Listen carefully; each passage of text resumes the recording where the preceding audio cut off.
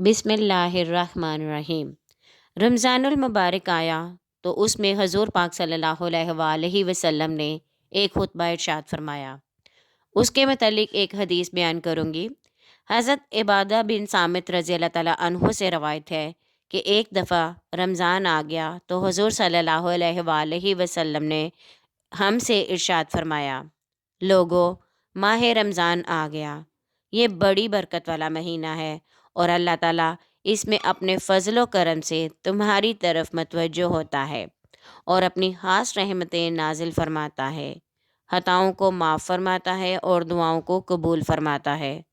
और इस महीने तुम्हारी इताअत व हसनात और इबादत व रियाज़ात की तरफ रग़बत और मुसाबकत देखता है और मुसर्रत के साथ अपने फ़रिश्तों को भी दिखाता है। बस ए लोगो, इन मुबारक दिनों में अल्लाह पाक को अपनी तरफ से नेकियां ही दिखाओ। बिलाशुबा वो शख्स बड़ा बदनसीब है जो रहमतों के इस महीने में भी अल्लाह ताला की इस रहमत से महरूम रहे।